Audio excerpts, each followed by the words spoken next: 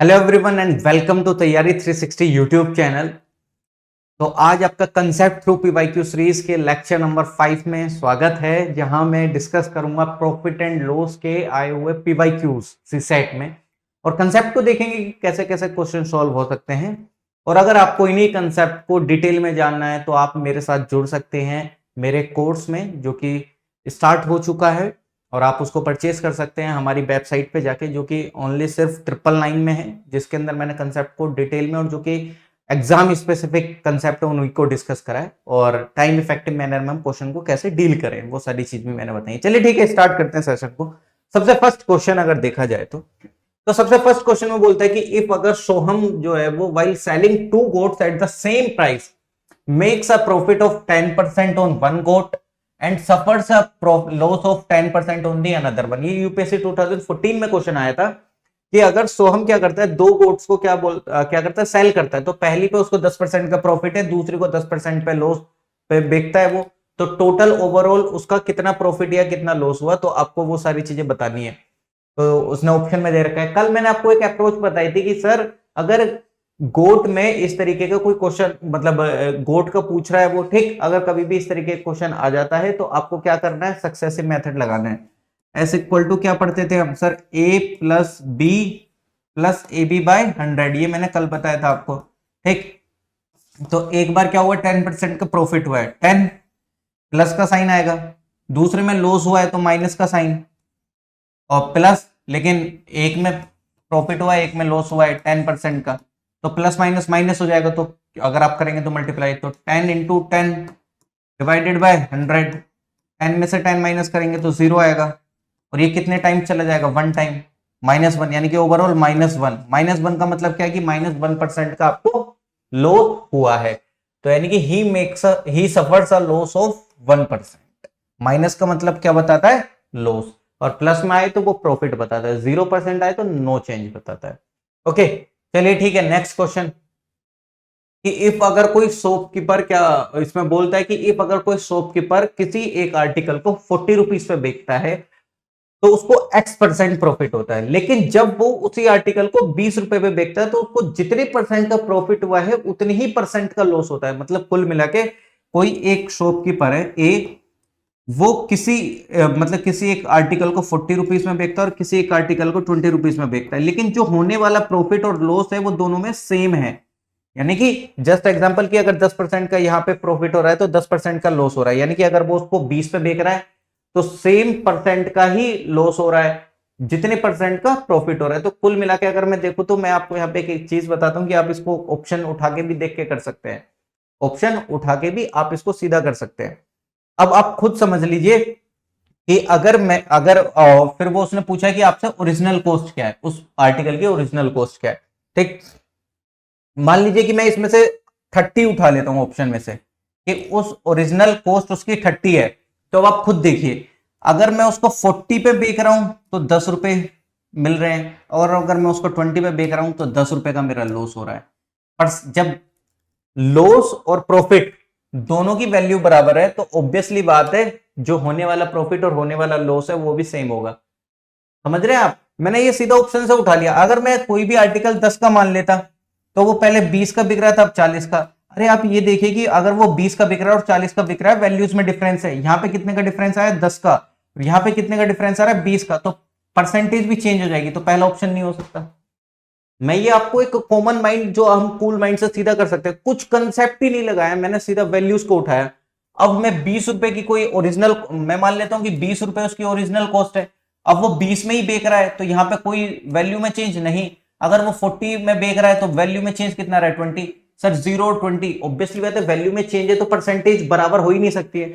लेकिन जैसे मैं 30 पाया, मैंने देखा कि अगर उसका ओरिजिनल कॉस्ट 30 है तो अगर वो 40 में बेच रहा है तो 10 रुपए का चेंज आ रहा है, और अगर वो 20 में बेच रहा है तो 10 रुपए का चेंज आ रहा है। सर वैल्यू सेम है तो इनका परसेंटेज भी तो सेम ही होगा ना, है कि नहीं। अगर इतने परसेंट का यहाँ पे प्रॉफिट हो रहा है उतनी परसेंट का वहां लॉस होगा, तो सीधा इसका आंसर में 30 निकल के आगे चला जाता।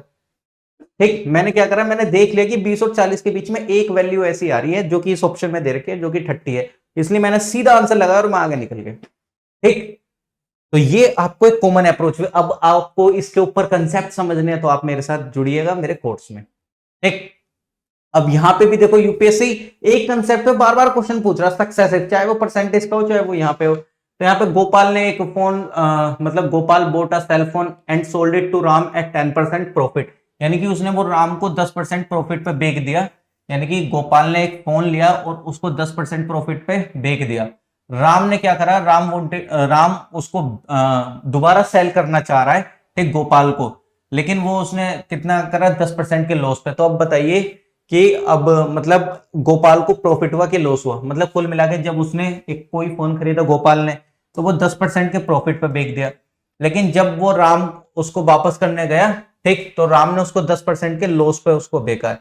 तो बताइए क्या होना चाहिए इसमें, ये तो आप सीधा मेरे को करके बताएंगे, इसका आंसर आप कमेंट सेक्शन में करेंगे, क्योंकि इस तरह के क्वेश्चन मैंने पिछली वीडियो में भी कराए थे और अभी भी स्टार्टिंग में कराए हैं। तो ये क्वेश्चन का आंसर आप मेरे को टाइप करेंगे और जिसका सही होगा मैं उसको मेंशन कर दूंगा ठीक। और अगर आपका आंसर गलत आएगा तो मैं इसको अगली वीडियो में सॉल्व करके बताऊंगा। तो इतना तो आप भी कर सकते हैं, 2017 का क्वेश्चन है। ये वाला क्वेश्चन देखिएगा कि अगर कोई एक पर्सन एक कार को खरीदता है जिसकी कीमत थी कितनी 3 लाख, ओके ओके, एक पर्सन ने कार को खरीदा और उसने उसको क्या करा, सेल करा 3 लाख रुपए में और उसको लॉस हुआ 20% का। तो बताइए कि उसने कार को खरीदने में कितने रुपए खर्च करे थे। अरे कुछ नहीं करना है, सिंपल सर, अगर किसी एक पर्सन ने कितने रुपए की कार खरीदी है मुझे वो बताना है, लेकिन उसने मेरे को ये दिया है कि जब उसने वो 3 लाख रुपए की बेची तो वो उसको 20% का लॉस हुआ, मतलब कुल मिला के मेरे को उसने 20% की वैल्यू दे रखी है। मतलब 20% की वैल्यू, मतलब आप यहां पे ये समझिए कि 3 लाख रुपए की कार उसने बेची है लेकिन 20% का लॉस हुआ है ठीक। यानी कि एक तरीके से 100% होती है कोई भी वैल्यू किसी भी चीज की ठीक। जस्ट लाइक जैसे आपसे बोल दिया जाए कि आपके 500 में से 450 नंबर आए हैं तो 500 कितने का काम करेंगे, 100% का। आपके 450 नंबर आए तो आप कितने बताएंगे ये कितने परसेंट है सर, 50 डिवाइडेड बाय 500 इंटू 100, तो आपको पता चल गया कि आपके 90% मार्क्स आए हैं ठीक। तो अब ये मेरे को कुल मिला के 100% वैल्यू निकालनी है उस कार की, 100% की कॉस्ट निकालनी है। मेरे को दे कितने के रखे हैं सर, उसको 20% का लॉस हुआ है, तो कुल मिला के 20% का लॉस हुआ है माइनस 20% का लॉस हुआ है, तो मेरे पास ये जो वैल्यू है वो 80% की वैल्यू है। 80% की वैल्यू कितनी दे रखी है, 3 लाख। 1 2 3 4 5 सर, मेरे को कुल मिला के 100% की वैल्यू निकालनी है। 1% की वैल्यू निकालूंगा तो क्या करूंगा, 3 लाख, 3 लाख डिवाइडेड बाय 80। 100% की वैल्यू निकालनी है तो इंटू 100 कर दूंगा, तो 0 से 0 कैंसिल, और ये कितने टाइम जाएगा, 4 टू जा और 4 25, और ये कितने टाइम चला गया 1 5 1 2 3, यानी कि 15 इंटू 25 कर लेंगे तो लगभग 3,75,000 के आसपास आ जाएगा, 3,75,000, क्योंकि 25 इंटू 10 कितना होता है 250, आगे आपका बचा कितना 5 और 25 125 हो जाते हैं तो 3,75,000 रुपए आ जाएगा आपका सीधा आंसर। ओके, तो चलिए ठीक है, नेक्स्ट क्वेश्चन देखते हैं। नेक्स्ट क्वेश्चन क्या बोल रहा है कि राकेश क्या करता है, Rakesh had money to buy 8 mobile handset of a specific company, यानी कि राकेश के पास 8 मोबाइल खरीदने के पैसे हैं किसी एक स्पेसिफिक कंपनी के, लेकिन रिटेलर उसको क्या करता है, उसको डिस्काउंट देता है, काफी अच्छा डिस्काउंट देता है। तो अब जितने पैसे उसके पास है उतने पैसे में वो 10 मोबाइल खरीद सकता है। तो अब आप बताइए कि कितना परसेंट का डिस्काउंट ऑफर करा रिटेलर ने। तो अब मैं आपको यहां पे बोलूंगा कि आप सीधा सा एज्यूम कर लो, अरे मैं मान लेता हूं कि एक मोबाइल की कॉस्ट 100 रुपए है, ठीक, एक मोबाइल की कॉस्ट 100 रुपए है। 8 मोबाइल की कॉस्ट कितनी हो जाएगी सर, 800 रुपए, ओके। और 10 मोबाइल की कॉस्ट कितनी हो जाएगी सर, अगर 10 मोबाइल में खरीद रहा हूं तो 1000 रुपीज। अब उसने क्या करा, 800 रुपए में मेरे को 8 मोबाइल मिल रहे थे, लेकिन अब उसने मेरे को 200 रुपए का डिस्काउंट दे दिया एक कुल मिला के। यार मतलब अगर मैं 10 मोबाइल खरीदता तो मेरे को 1000 रुपए देने पड़ते, लेकिन अब उसने क्या करा, मेरे को 800 रुपए में ही 10 मोबाइल दिए हैं, 800 रुपए में ही 10 मोबाइल दिए। एक्चुअल में मेरे को 1000 में मिलने थे 10 मोबाइल, लेकिन उसने दिए मेरे को 800 रुपए में। डिफरेंस कितने का आया सर, 200 का डिफरेंस आया है, 200 का डिफरेंस आया है। सर 200 के, लेकिन कितने पे सर? एक्चुअल में मेरे को वो 1000 रुपए पे मिलने चाहिए थे। 1000 इंटू 100% निकाल लो सीधा, कितने टाइम गया? एक 2 जीरो चले गए, ये 1 जीरो चला गया। सर कुल मिला के 20% का उसने मेरे को क्या दिया है? डिस्काउंट दिया। तो डेट्स वाई 20% आंसर होगा। क्यों? क्योंकि सिंपल मैंने यार कॉस्ट मान लिया ना, एक मोबाइल की कॉस्ट तो 100 रुपए है, 8 मोबाइल की 800 रुपए हो गई है, 10 मोबाइल की 1000 हो गई है। सर एक्चुअल में मेरे को मिलने चाहिए थे 1000 रुपए में वो मोबाइल, लेकिन मिले 800 के, 200 रुपए का डिफरेंस आया। 200 रुपए का कितने पे? एक्चुअल प्राइस 1000 थी, 1000 रुपए पे इंटू 100, 20% का डिस्काउंट दिया सर उसने, तभी तो मैं 80 रुपए मतलब 8 मोबाइल की जगह 10 मोबाइल खरीद पा रहा हूं 800 रुपए में। इन्हीं कंसेप्ट को आपको मेरे साथ अगर डिटेल में जानना है तो आप मेरे साथ मेरे कोर्स में जुड़ सकते हैं। मैंने पीवाईक्यूज के ट्रेंड को एनालिसिस करके आपको कंसेप्ट बताए टू द पॉइंट कि आपको क्या क्या कंसेप्ट आने चाहिए किस किस टॉपिक में। तो थैंक यू सो मच, मिलते हैं नेक्स्ट लेक्चर में।